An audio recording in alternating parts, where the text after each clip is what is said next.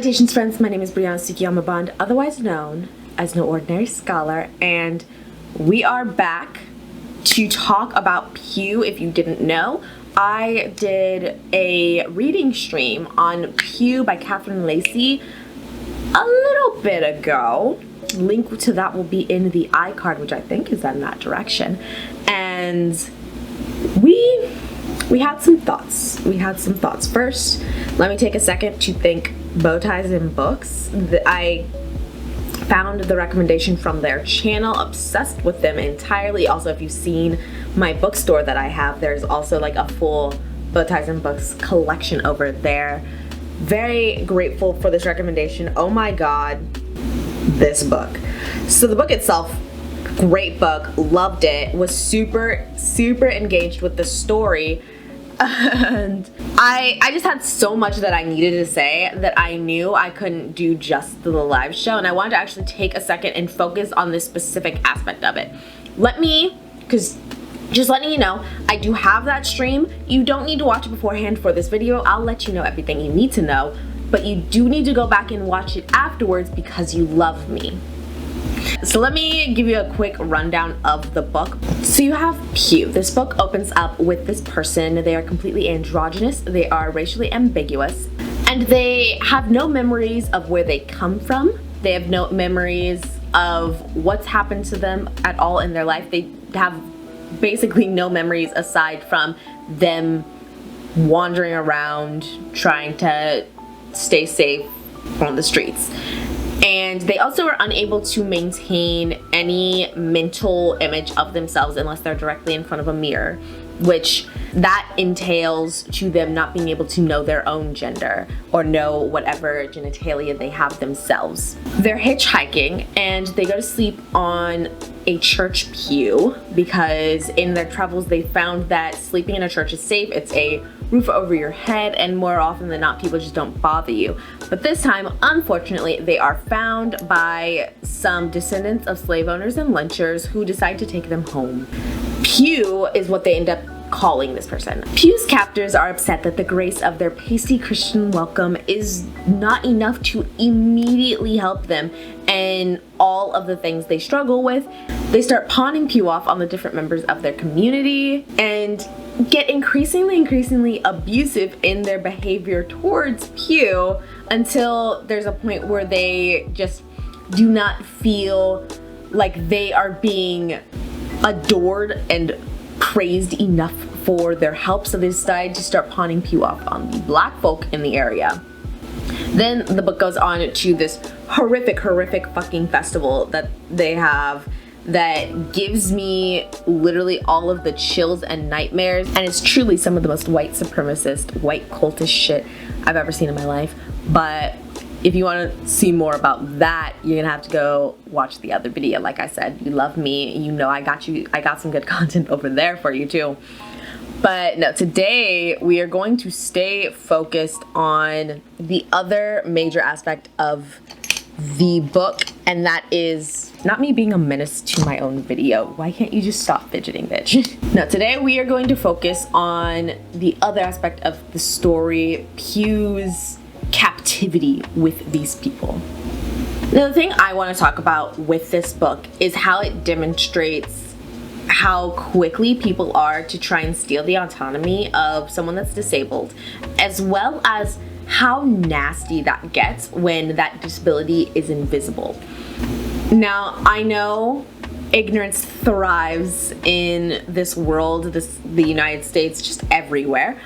I know there's so many videos of people catching someone standing up out of a wheelchair, which we're not even going to get into that whole ignorant trend. But I am aware that if I don't address it now, there are gonna be people in the comments saying, Pew is not in a wheelchair, so it's not a disability. The Americans with Disabilities Act defines a person with disability as a person who has a physical or mental impairment that substantially limits one or more major life activity. Pew, throughout the book, they have no recollection of where they came from. They cannot maintain an image of themselves when not in a mirror. As well, a major aspect of the book, Pew struggles with speaking. and specifically describes it as, even though there are times where they want to speak, they physically cannot. And before you say anything about that, let me say, one, this is actually very, very similar to something I struggle with, situational mutism, where depending on the scenario, it's extremely really hard for me to speak, and if I try and force myself, I really kind of can't control what I say. And you see that in the book, is Pew cannot speak around certain people. Honestly, it's like their body does a vibe check, and if the vibes aren't there, we ain't chatting. But there are some people that Pew is able to speak to throughout the book. But again, the fact that it is described as they cannot speak, even though there are times where they want to speak, they cannot. That makes it a disability. That is an impairment that they are dealing with. And we will come back to the way people perceive this in a little bit. But first, let's dive deep. The theft of autonomy. This is some of the shit that had me so heated while I was reading this book. Because you see in this book, they very clearly almost treat Pew like something they own, like something that is theirs, like someone they have control over. One of the major examples of this was a doctor's visit. They, without telling Pew, without discussing with Pew, the people that have kidnapped them have decided that they are going to take Pew in for an extremely invasive medical examination. And they did not discuss it with Pew at all. They did not even inform Pew that this was going to be happening until they were at the hospital. And like, this examination is almost certainly exclusively so they can find out what gender Pew is, to find out what genitalia they have, because it requires Pew to strip down into a medical robe, and the doctor would not do anything else until they had stripped down, which they didn't end up doing. They were not comfortable doing it. They could have, you know, if the people here were actually trying to see, maybe is Pew sick? Does Pew have a disease or something like that? You could have done blood work without Pew having to get naked. You could have checked temperature, heart rate, all that stuff without Pew getting naked, but they didn't. They put Pew in a room. They gave them a medical gown and kept checking back in, and got increasingly frustrated when they found out that Pew had not taken their clothes off and gotten into this medical gown. So if they had been searching for pretty much anything else, a doctor, a good doctor, would have, you know, started with something less invasive to build trust, make Pew comfortable, but they just wanted to find out about genitalia. That's all they cared about.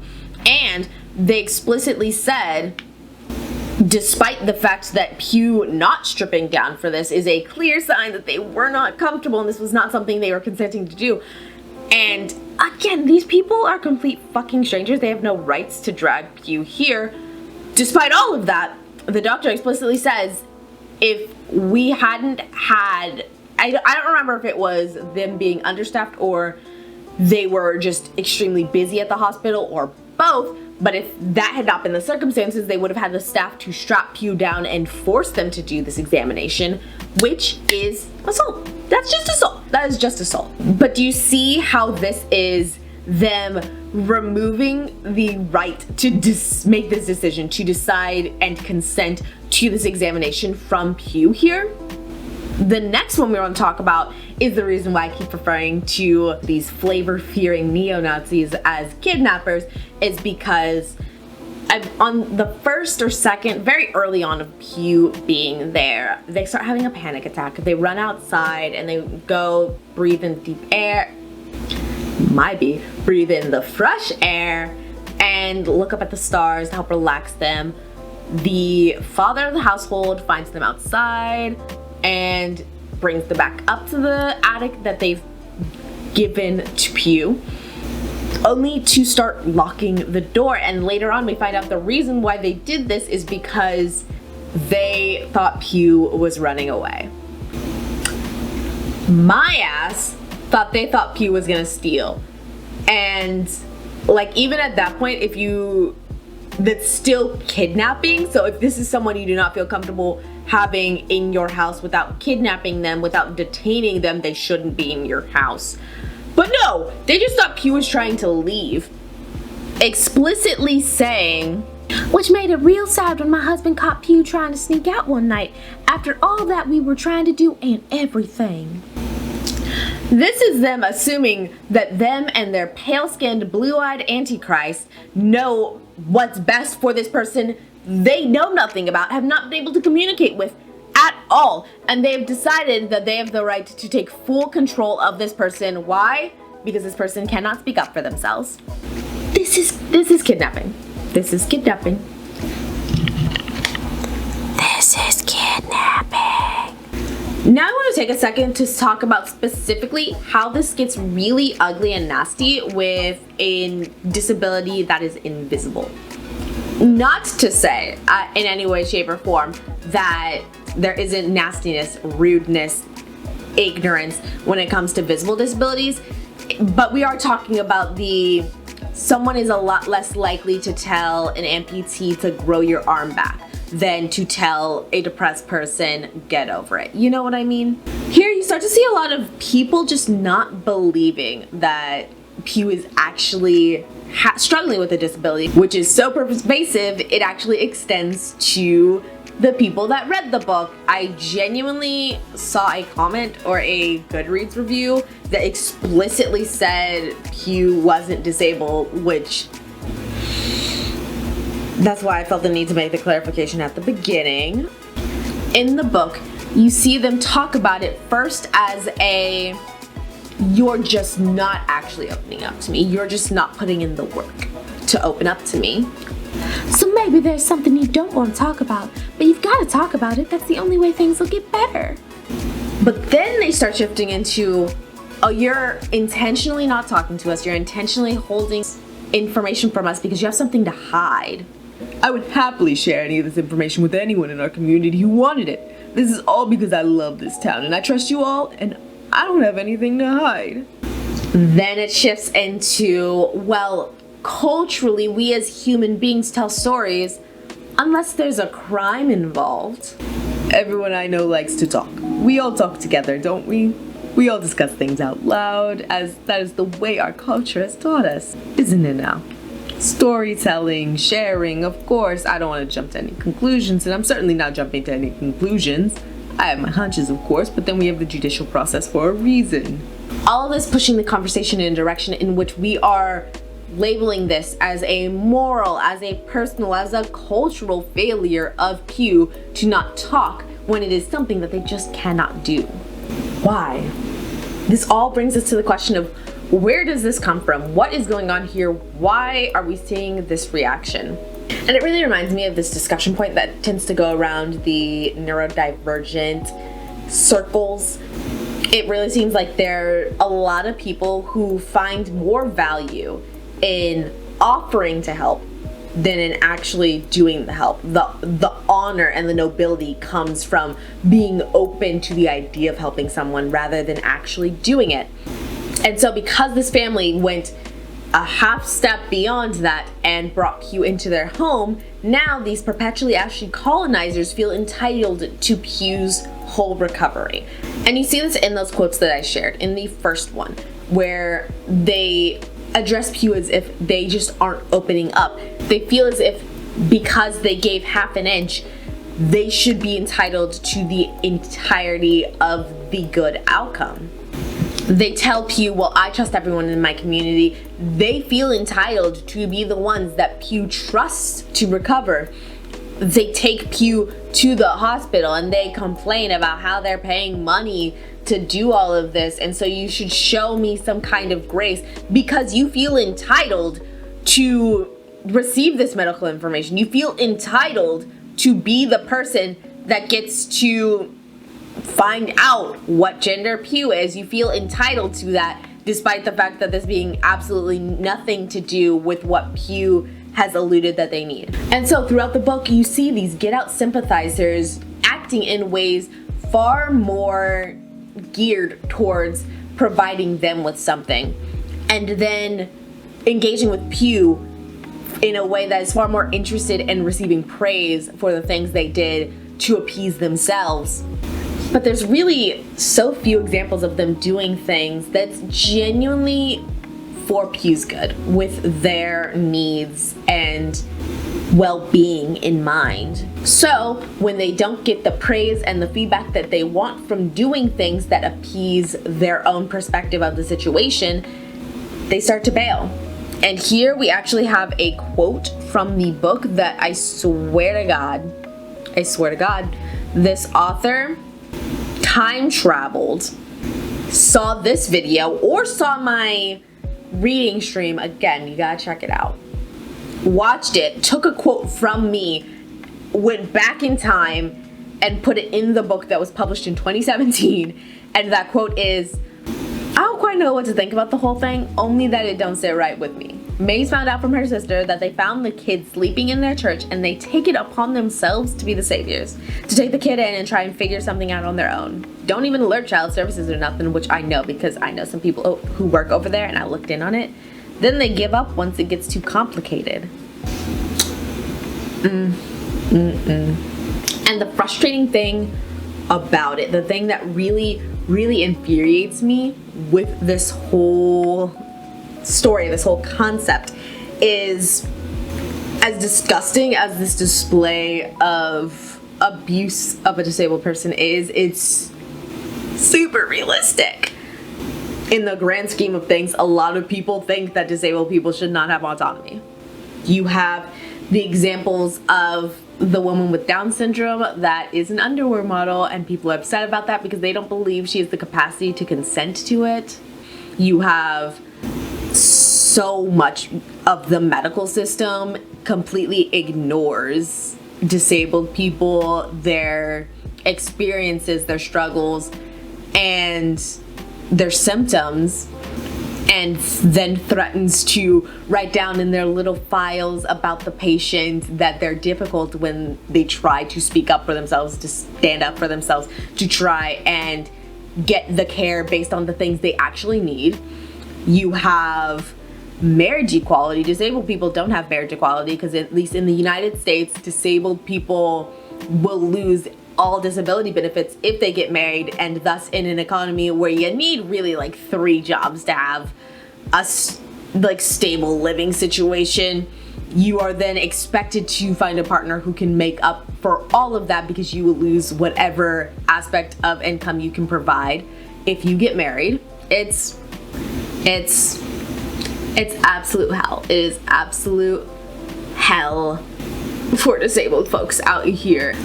A lot of people recently have been talking about how the lack of medical autonomy for trans people has been a precedent that led to the lack of medical autonomy for people that can get pregnant. But before that, there has been a struggle for medical autonomy for disabled people too.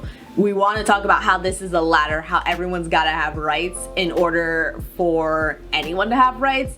Disabled people are at the bottom rung getting ignored. So while y'all are out there making sure you're reading, you're watching, your Instagram, TikTok, all that is diversified, the disabled community is definitely some people you should make sure are mixed in there. Thank you so much for watching. If you like that, please hit the subscribe, hit the like button, as well as check out my vlog channel, No Ordinary Vlogs. You know, over there we have fun, we have chaos. You see my many cats over there, as well as we spill some tea, just a little bit of tea. If you are looking for some diverse books to read, the Queen of Thieves series by moi, I wrote them. These are the first 2 books of the series. There are currently 3 out, and book 4 should be going on pre-order soon. The main character is Afro-Latina, severely depressed, got PTSD, and is autistic coded. If after you've binged my content, you've read my books, you're still dying for more ways to support me, thank you. Thank you. I do have a Patreon and a Ko-fi, both of which you can support me for as little as $2 a month. But once you start hitting like the $5 a month membership, then you get some really cool things. You get to see a lot of the videos that I post for this channel and the vlog channel early. You get the notes that I do on said reading streams. You get to have access to those notes that I take for those books. And if you're really interested in the books that I write, you get to be a part of the pre-release premieres, in which I will give you guys chapters of the book as well as a little bit of behind the scenes before they are available to the public. If any of that sounds awesome to you, please check out all the links down below. Thank you so much for watching, and until next time, Valedictions, friends.